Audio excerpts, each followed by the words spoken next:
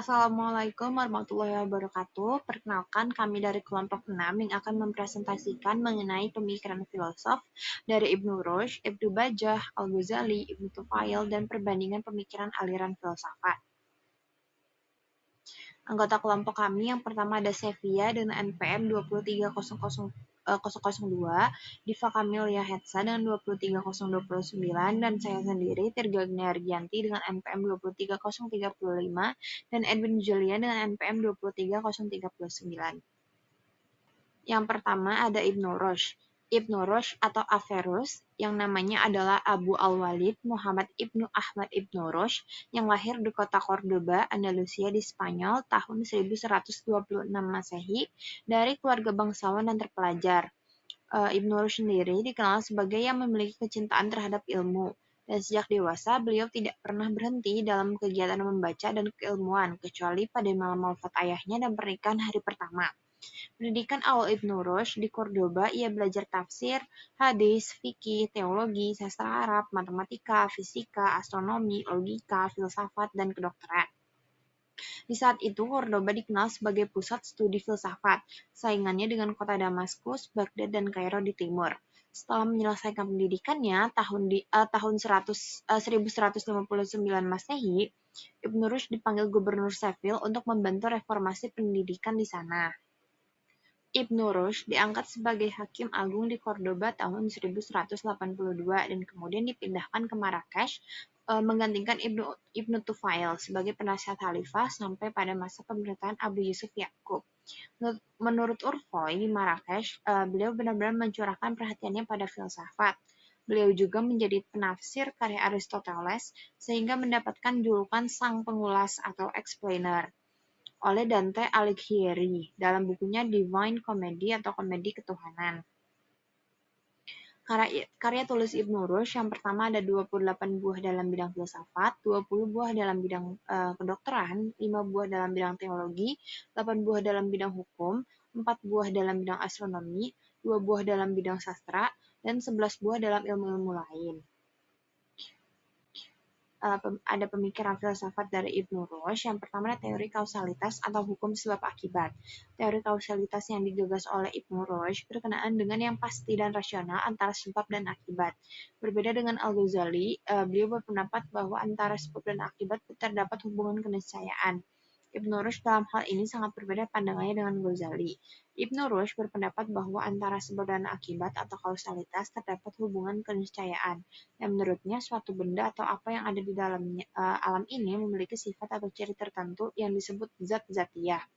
Seperti api itu, zatiyah membakar dan air itu membasahi, kecuali pada peristiwa api yang membakar Nabi Ibrahim yang tidak membakar dirinya karena perintah Allah atau mukjizat yang agar api menjadi dingin bahkan menyelamatkan Nabi Ibrahim.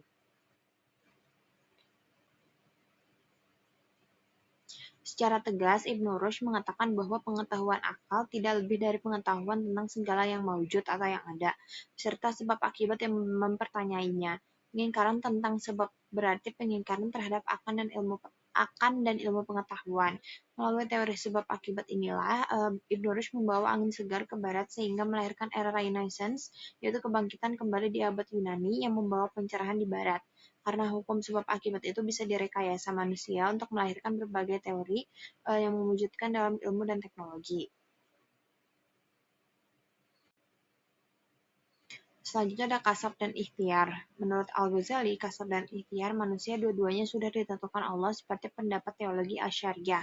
Allah memberi kebebasan kepada manusia untuk memilih menjadi orang yang beriman atau menjadi orang kafir.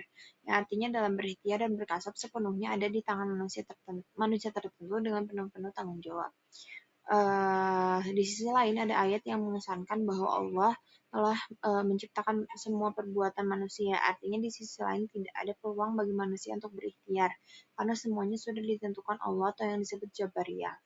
Ibnu Rushd berusaha untuk keluar dari kontradiksi ini dengan memberikan pemecahan tengah-tengah, tetapi tidak melalui kasab al-Asy'ari yang lebih bersifat jabar daripada ikhtiar. Ia berpendapat bahwa Allah memberikan kehendak kepada manusia untuk mengelola masalah-masalah yang dihadapinya. Ia juga memberi kemampuan untuk melakukan sesuatu, karena perbuatannya merupakan hasil kemampuannya. Tapi kemampuan dan kehendak ini tidak bebas kehendak dan melainkan tunduk kepada sebagian hukum sebab akibat. Nah, selanjutnya ada agama dan filsafat. Dalam membela filsafat dan filsuf Muslim dari serangan para ulama, terutama Al-Ghazali, Ibn Rushd menjelaskan bahwa antara agama Islam dan filsafat tidak ada pertentangan. Inti filsafat tidak lain adalah berpikir tentang wujud untuk berpikir tentang mencipta segala yang ada. Ibn Rushd mendasarkan argumennya pada Quran Surat Al-Hasyr dan Al-Isra. Yang keduanya ayat ini menyuruh manusia untuk memikirkan alam yang tampak atau wujud ini dalam rangka mengetahui Tuhan. Dengan demikian, sebenarnya Al-Quran menyuruh umat manusia untuk berfilsafat.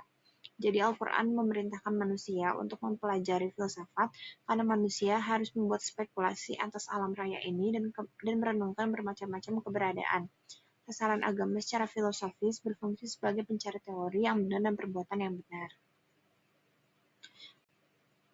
Ibn Rushd membagi manusia ke dalam 3 golongan, para filsuf, kaum yang menggunakan cara demonstratif, teolog, yaitu orang-orang Asy'ariyah yang ajaran-ajarannya menjadi ajaran resmi pada masa Ibn Rushd, dan menggunakan penalaran dialektesis, dan orang awam, yaitu orang-orang retoris yang hanya bisa menyerap suatu melalui contoh-contoh dan pemikiran puitis.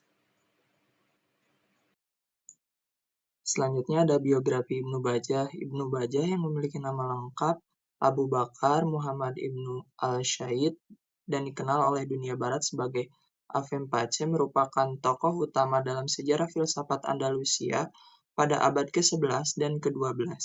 Ia lahir di Zaragoza dan wafat di Fez, Maroko pada tahun 1138 Masehi akibat diracun oleh lawannya. Ibnu Bajjah aktif dalam pemerintahan dan pernah menjabat sebagai wazir atau pejabat tinggi di Zaragoza dan Fez selama kurang lebih 20 tahun. Beliau tidak hanya dikenal sebagai seorang filsuf, tetapi juga seorang ilmuwan yang menguasai kedokteran, astronomi, matematika, dan musik. Pemikirannya dipengaruhi oleh tradisi neoplatonik peripatetik yang diperkenalkan oleh Al-Farabi serta karya-karya Aristoteles dan Ibnu Sina. Selanjutnya ada karya-karya Ibnu Bajjah. Yang pertama ada Tabiratul Mutawahhid adalah sebuah buku tentang moral dan politik, yang dimana menurut Ibnu Bajjah, mutawahhid adalah manusia yang tetap hidup di tengah masyarakat, tetapi mengasingkan diri secara intelektual demi menjaga kesucian pikirannya dari keburukan lingkungan sekitar. Dan yang kedua ada Risalatul Istishal, yaitu Ibnu Bajjah membagi manusia dalam 3 golongan. Yang pertama ada kaum awam atau al-jumhur, yaitu kaum yang dapat menjangkau gambaran yang masuk akal melalui penglihatannya kepada alam nyata atau dari ketergantungannya kepada alam wujud. Lalu yang kedua ada kaum an-nuzar atau kaum hawas atau kaum cendekiawan, yaitu kaum yang berhubungan dengan soal-soal yang masuk akal lebih dahulu, barulah kemudian mereka berhubungan dengan alam nyata. Dan yang ketiga ada kaum yang bahagia, yaitu orang-orang yang dapat melihat segala sesuatu dengan jiwa rohaninya, dan jumlahnya amat sedikit. Selanjutnya ada pemikiran filsuf Islam menurut Ibnu Bajjah. Yang pertama ada metafisika, Tuhan sebagai pengatur alam. Ibnu Bajjah membangun argumen tentang keberadaan Tuhan melalui logika gerak yang diadaptasi dari Aristoteles. Yang pertama ada gerak dan materi, yaitu segala materi di alam semesta yang bersifat terbatas atau finite dan tidak bisa bergerak dengan sendirinya. Lalu yang kedua ada akal aktif atau akal. Karena materi terbatas, maka penggeraknya haruslah sesuatu yang tidak terbatas atau infinite dan tidak berubah, yaitu akal aktif atau yang disebut sebagai Tuhan atau Allah Subhanahu wa taala yang bersifat azali, yaitu kekal tanpa ada awal. Dan yang ketiga ada sifat Tuhan. Tuhan bukan hanya penggerak pertama, tetapi juga pencipta dan pengatur yang memiliki daya pikir, subjek yang berpikir atau akil, dan objek pemikirannya sendiri atau makul. Selanjutnya ada materi dan bentuk. Dalam jurnal ilmu akidah dan studi keagamaan, Zaini tahun 2015, Ibnu Bajjah berpendapat bahwa materi dapat bereksistensi tanpa ada harus bentuk atau disebut juga sebagai asyurat. Ia menolak asumsi bahwa materi tidak bisa ada tanpa bentuk, kemudian ia membedakan antara bentuk kejiwaan umum, yaitu berhubungan dengan penerimaan objek yang terasa, dengan bentuk kejiwaan khusus atau berhubungan dengan akal sehat dan ingatan individu. Selanjutnya ada jiwa. Menurut Ibnu Bajjah bahwa jiwa adalah substansi rohani atau jauhar rohani yang akan kekal setelah mati dan menerima balasan surga atau neraka di akhirat. Jiwa digerakkan oleh dua alat. Yang pertama ada alat jasmania seperti tangan, kaki, dan lain-lain. Kemudian ada alat rohania yaitu insting atau pendorong naluri. Ia menolak asumsi bahwa materi tidak bisa ada tanpa bentuk. Kemudian ia membedakan antara bentuk kejiwaan umum dan bentuk kejiwaan khusus. Selanjutnya ada akal dan makrifat atau pengetahuan. Akal adalah bagian terpenting dari manusia dan satu-satunya sarana untuk mencapai kemakmuran serta membangun kepribadian. Sedangkan makrifat atau pengetahuan yang benar hanya dapat diperoleh melalui akal. Pemikiran ini sangat bertolak belakang dengan Al-Ghazali yang menganggap akal itu lemah dan lebih menekankan pada jalan tasawuf untuk mencapai kebenaran. Selanjutnya ada akhlak atau etika. Ibnu Bajjah membagi perbuatan berdasarkan motifnya bukan jenis perbuatannya. Di antaranya yang pertama ada perbuatan hewani, yaitu timbul dari motif naluri atau hawa nafsu. Misalnya seperti makan hanya untuk memuaskan nafsu. Kemudian yang kedua ada perbuatan manusiawi, yaitu timbul dari pemikiran yang lurus dan rasio untuk mencapai keutamaan. Misalnya, makan untuk memelihara hidup agar bisa berbuat baik kepada sesama. Selanjutnya ada politik dan negara utama. Terinspirasi dari Al-Farabi, Ibnu Bajjah membagi negara menjadi yang pertama negara utama atau disebut juga sebagai Al-Madinat Al-Fadilat dan negara yang tidak sempurna atau disebut juga sebagai Jahiliyah, Fasikoh, dan lain-lain. Yang dimana Ibnu Bajjah menitik beratkan bahwa politik berada pada warga negara.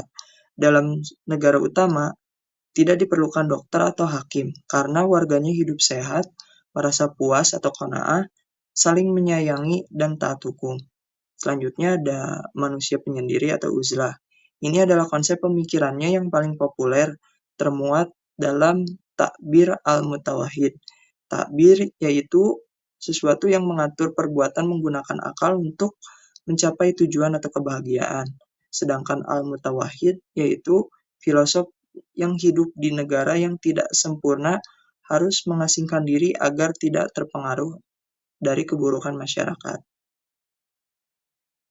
Dan selanjutnya ada teori istishal atau kontak intelektual. Ibnu Bajjah percaya bahwa manusia dapat mencapai kebahagiaan tertinggi dengan melakukan penyatuan intelektual dengan akal aktif atau akal faal, yaitu penyatuan ini murni bersifat intelektual, berbeda dengan kaum sufi yang menggunakan bahasa cinta, kontemplasi atau visi rohani atau musyahadah. Melalui ilmu, seseorang mencapai tahap ini jika mampu melepas sifat rendah dan menggunakan kekuatan pikirannya untuk memperoleh ilmu sebesar mungkin. Kesimpulannya adalah pemikiran Ibnu Bajjah menekankan bahwa akal adalah bagian terpenting manusia dan satu-satunya sarana untuk mencapai kemakmuran serta membangun kepribadian. Mungkin selanjutnya akan dijelaskan oleh rekan saya. Tokoh selanjutnya adalah Al-Ghazali. Nama lengkap Al-Ghazali adalah Abu Hamid Muhammad bin Muhammad Al-Tusi Al-Ghazali. Beliau lahir di Tus, Khurasan tahun 450 Hijriah atau 1058 Masehi. Julukan Al-Ghazali berasal dari pekerjaan ayahnya sebagai penenun wol atau ghazal. Nah, pendidikan awal Al-Ghazali itu bermula ketika ayahnya sebelum wafat menitipkan Al-Ghazali dan saudara kandungnya Ahmad kepada guru sufi untuk diajari tasawuf. Nah, untuk pendidikan lanjutannya, Al-Ghazali mendalami fikih di Jurjan dan teologi serta filsafat di Naisabur bersama Al-Juwaini. Al-Juwaini yang mengenalkan Al-Ghazali pada filsafat, logika, dan filsafat alam melalui disiplin ilmu teologi. Nah, selama di Baghdad, Al-Ghazali berhasil menuntaskan kajiannya tentang filsafat, tasawuf, taklimiyah, dan teologi. Al-Ghazali adalah seorang pemikir Islam yang dianugerahi gelar Hujjat al-Islam, artinya bukti kebenaran Islam.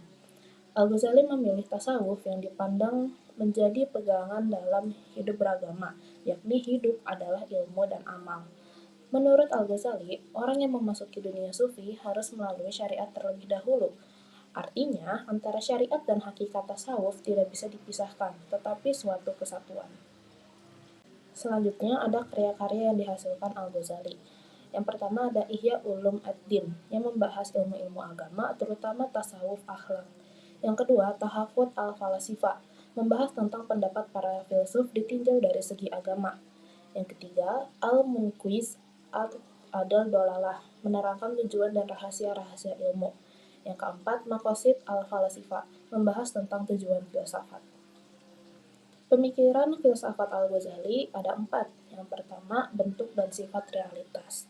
Al-Ghazali berpendapat semua yang ada dari segi bentuknya dapat dibagi dalam 2 bagian, empirik atau alam indrawi dan metafisik atau alam tidak kasat mata.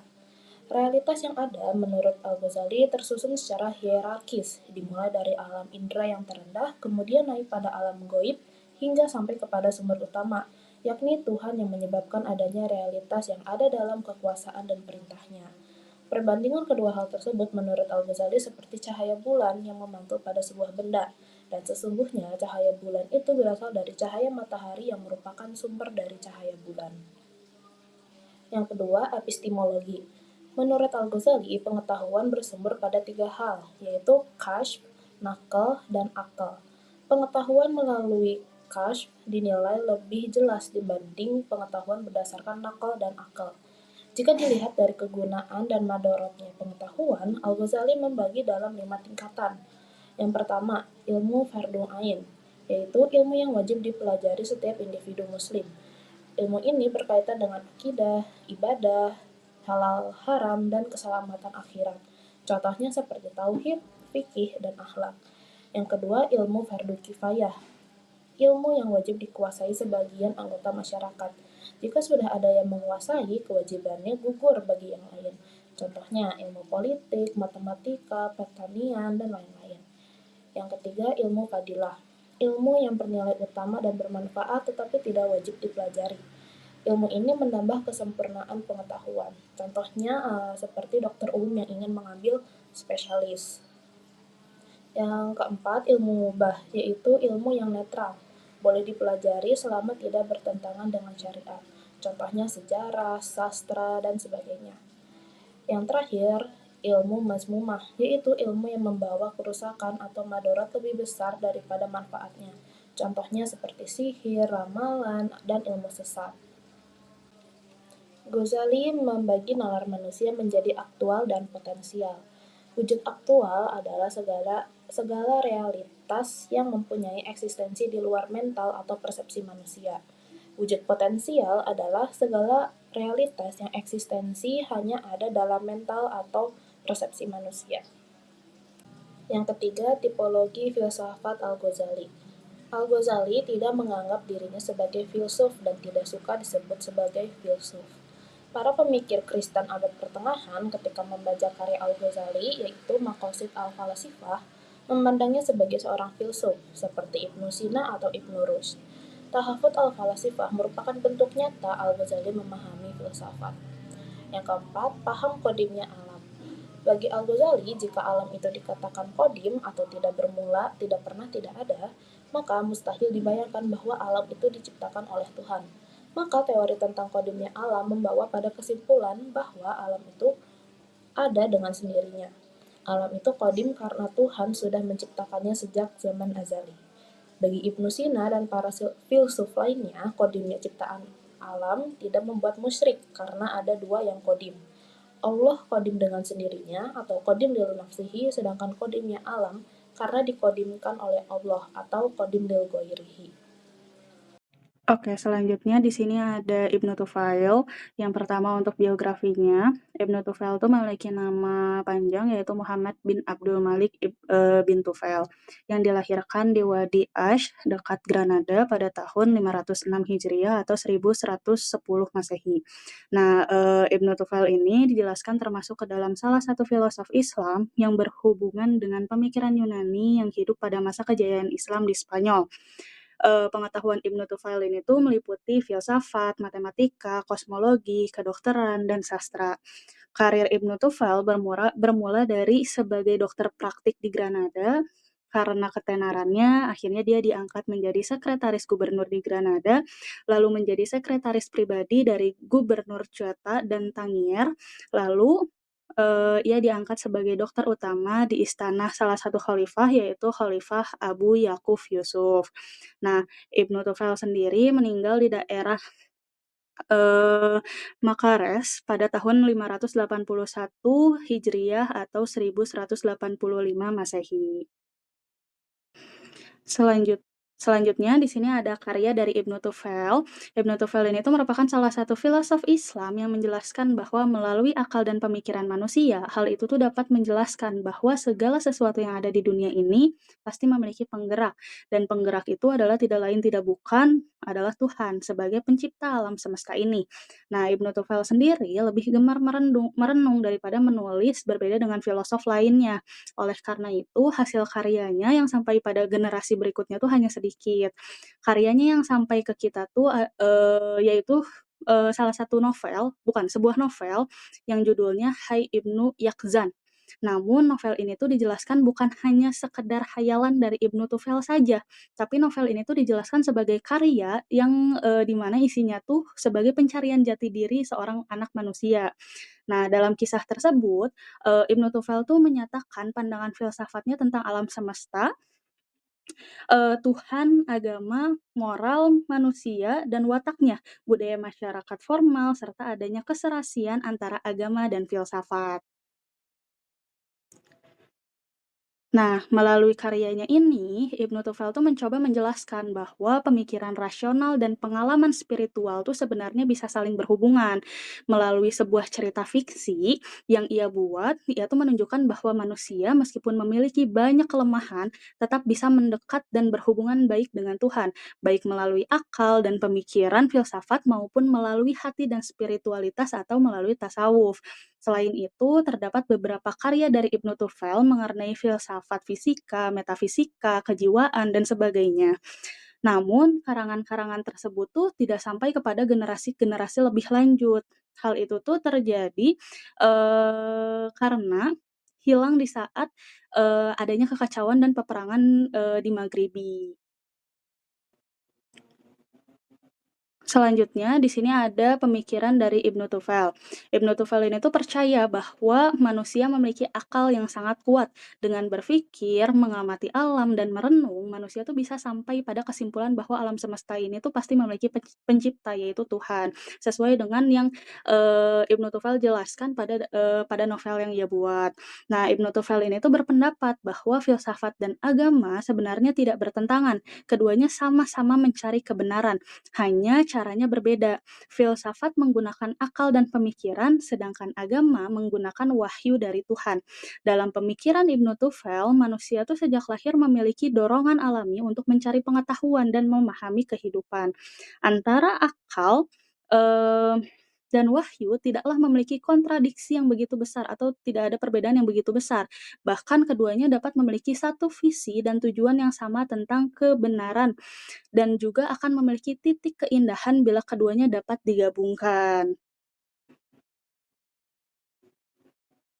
Nah, kebenaran yang diajarkan agama juga bisa ditemukan melalui pemikiran dan rasa ingin tahu manusia yang terus bertanya serta mencari jawaban tentang kehidupan.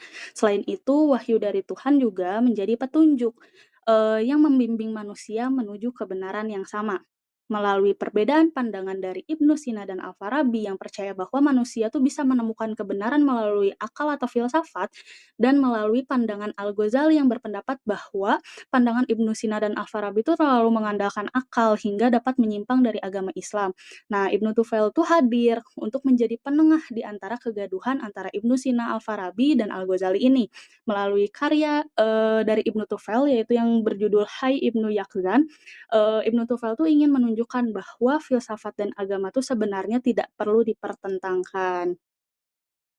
Selanjutnya, ini adalah tabel perbandingan pemikiran aliran filsafat para tokoh. Jika dilihat dari aliran filsafat, Ibnu Rushd itu rasionalis peripatetik, Ibnu Bajjah rasionalisme intelektualisme, Al-Ghazali sufisme teologi, dan Ibnu Tufail sintesis atau jalan tengah. Berdasarkan sumber kebenaran utamanya, Ibnu Rushd akal dan logika demonstratif, Ibnu Bajjah akal, Al-Ghazali kashf nakal lalu akal, Ibnu Tufail akal dan wahyu saling melengkapi. Hubungan agama dan filsafat menurut Ibnu Rushd itu tidak bertentangan. Al-Quran memerintahkan berfilsafat. Menurut Ibnu Bajjah, akal lebih tinggi, menolak tasawuf sebagai jalan kebenaran. Al-Ghazali berpendapat filsafat dikritik keras, tasawuf lebih tinggi dari akal. Ibnu Tufail, keduanya tidak bertentangan, hanya berbeda cara. Peran akal, Ibnu Rushd itu berpendapat sangat sentral, hukum sebab akibat sebagai dasar ilmu. Menurut Ibnu Bajjah, tertinggi, makrifat hanya bisa dicapai lewat akal. Al-Ghazali, terbatas, akal tidak bisa menjangkau kebenaran tertinggi. Ibnu Tufail, penting tetapi perlu dipadukan dengan wahyu. Konsep Tuhan, menurut Ibnu Rushd itu penggerak pertama. Alam memiliki hukum sebab akibat yang niscaya. Menurut Ibnu Bajjah, akal aktif yang azali tidak terbatas, penggerak dan pencipta alam. Menurut Al-Ghazali, sumber utama segala realitas, alam bersifat hierarkis di bawahnya. Menurut Ibnu Tufail, pencipta alam semesta bisa dijangkau lewat akal maupun tasawuf. Puncak kebahagiaan manusia menurut Ibnu Rushd itu memahami hukum alam dan sebab akibat melalui akal. Menurut Ibnu Bajjah, ittisal, penyatuan intelektual dengan akal aktif.